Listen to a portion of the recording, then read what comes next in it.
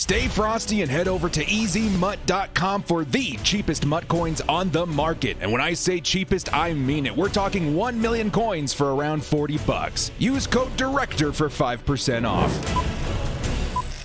Yo, what up, brothers? What's up? It's the Director. Chargers fans, free agency's coming up, man. I think the official tampering period opens up March 15th, and this is where we're going to start to see a lot of free agents come off the board. And a team like the Chargers, who have money to spend in a year where a lot of teams do not have the money to spend, I fully expect to be buyers and participants in this free agent market. So in today's video, we're going to take a look at the top 10 free agents I think the Chargers will be signing most likely. I'm going to give you guys like most likely scenarios that the Chargers will be bringing in. Some guys are in-house, like we see here with Dan Feeney, who's our number 10 guy. Some guys maybe a little bit less likely, but still very much so connected to the Bolts in some way, where I think there's going to be a good shot of them coming to Los Angeles this season. So before we do get started, guys, hit us up with a like and sub if you do enjoy this content. The small amount of time you guys take to hit the like, sub, bell notification helps me out a lot. As a matter of fact, I was looking at my analytics the other day, and it seems that less than 50% of the people that watch these videos are subscribed, so it would really help this channel out a lot if you guys would smash that like and sub button, help our growth continue into the off season. Let's get into this one, guys. Lights, camera, action.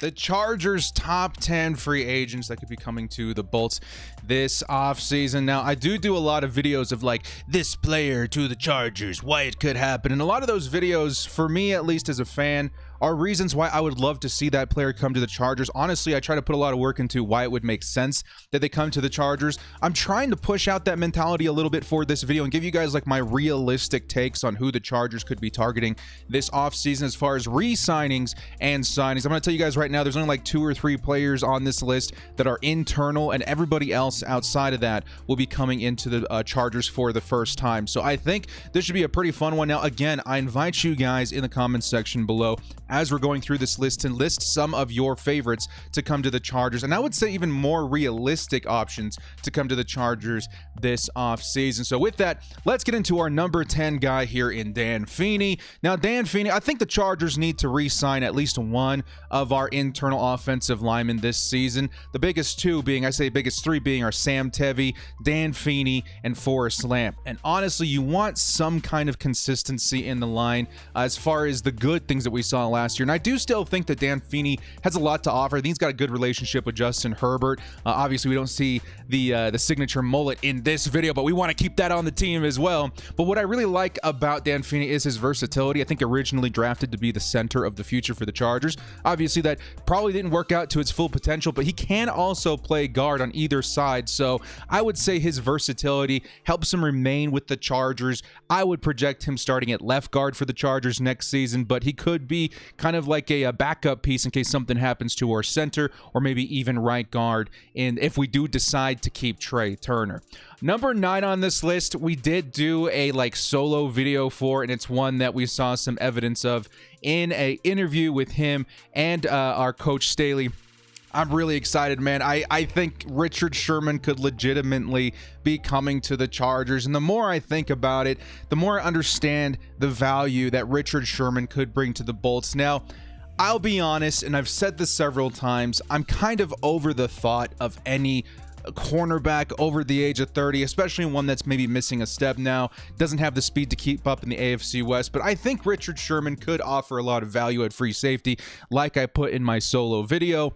They were kind of tinkering around with the idea of him playing safety in San Francisco last season, so I don't see there to be any reason why the Chargers couldn't do the same thing. But the biggest thing I think Richard Sherman would offer the Chargers is his football IQ. This man is a student of the game, brilliant human being. Kind of reminds me of the Larry Fitzgerald of the defense.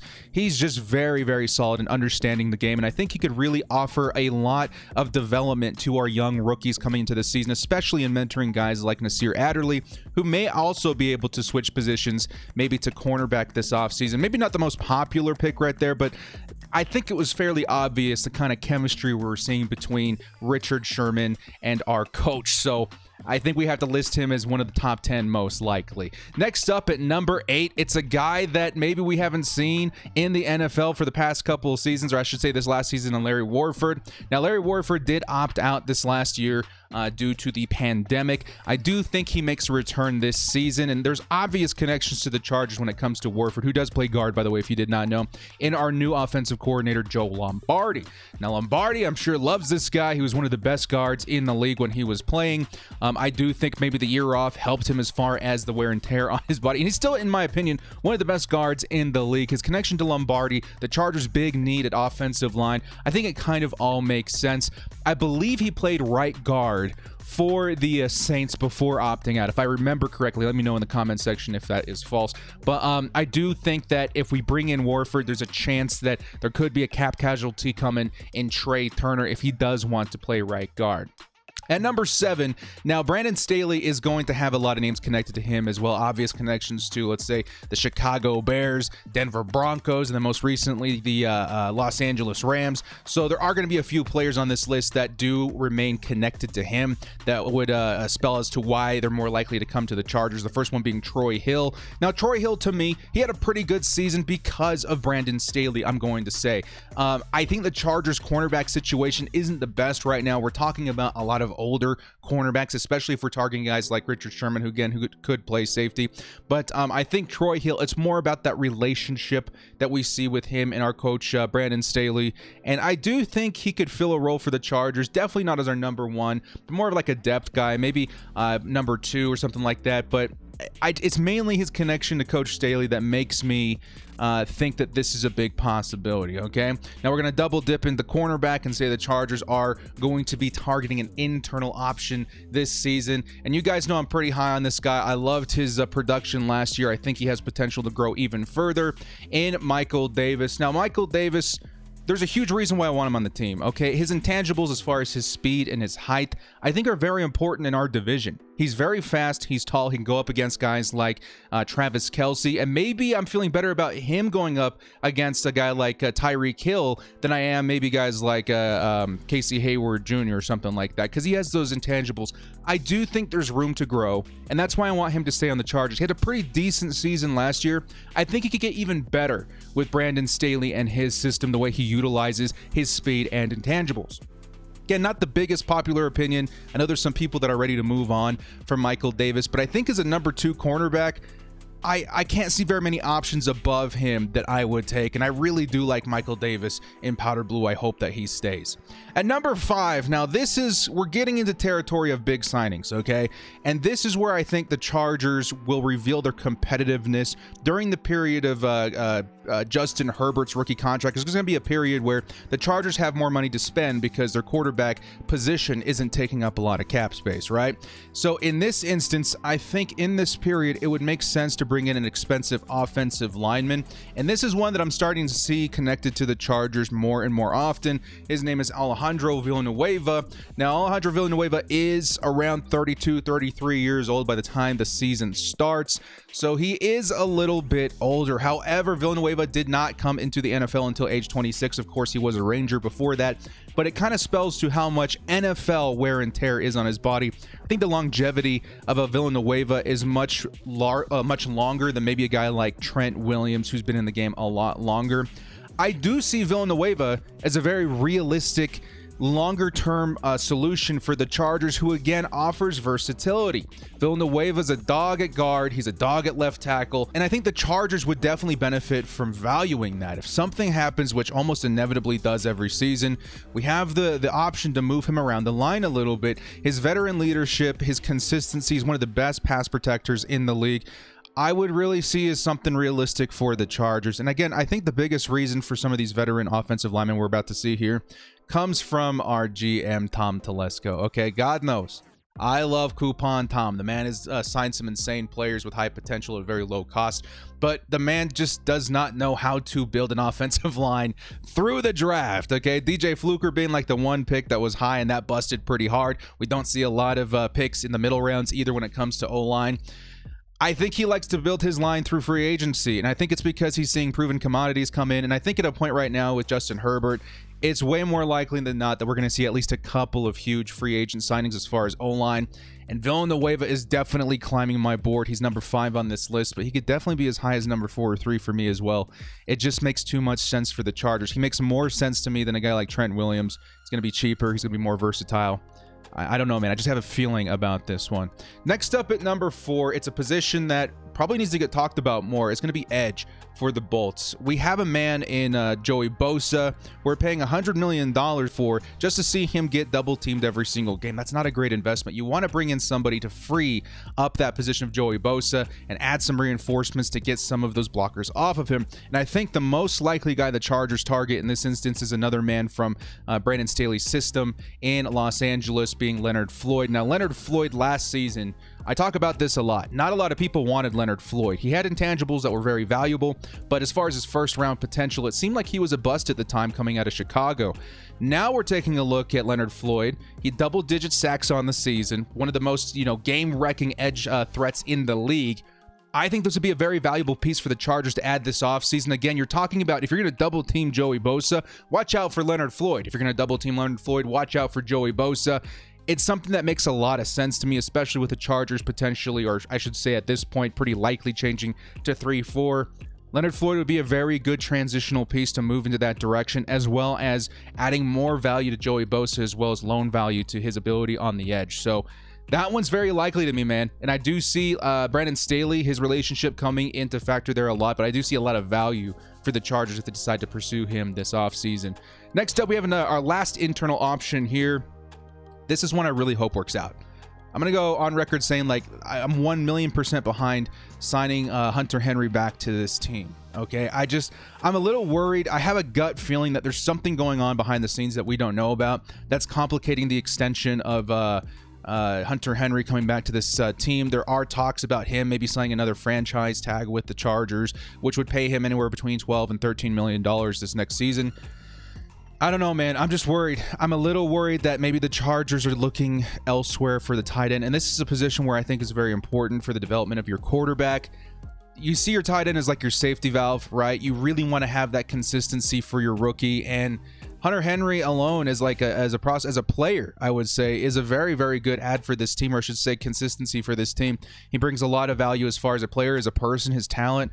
He did have injury concerns in the past, but he did play a full last season. I don't know, man. I would be really devastated if the Chargers decided to cut him. I have him as number 3 here because he still is one of the best tight ends in the league, and he was a Charger. There are connections, but the reason he's not number 1 is because I have a gut feeling that something's going on behind the scenes that we don't know about.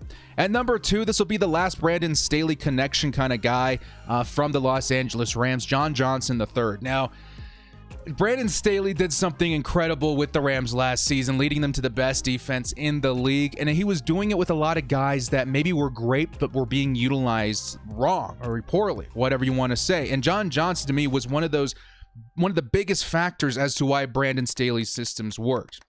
Talk about safety with the Rams last season. They played him in a way where they could be closer to the line of scrimmage to help protect against the run. And to do that, you have to have very versatile safeties. Now, the Chargers have probably one of the best safeties in the league right now in Derwin James. What's happening on the other side? John Johnson, who does play strong safety and free safety, keep that in mind, could play free safety for the Chargers and kind of solidify that DB group as far as free safety or safety in general, and help Brandon Staley bring in the system that he had so much success with the Rams last year. I really do think the connection there, the trying to fit in a new scheme, really makes sense for the Chargers with John Johnson, who would be a little bit pricier, but at the same time, if you're talking about connections from the Los Angeles Rams, you got him, you got, Leonard Floyd.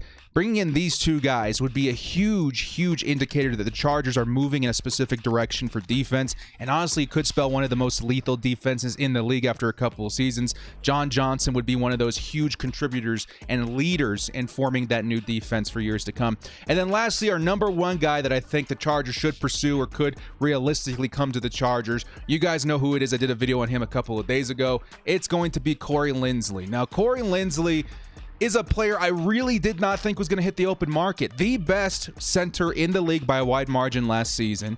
A top, I would say, 2 or even 3 offensive linemen, regardless of position last season. The Packers are crazy to be letting him go. And the Chargers do have connections and tendencies towards signing Green Bay Packer offensive linemen, even coaches. Last year, the Chargers signing James Campen, who isn't with the team anymore, but we still do have Brian Bulaga.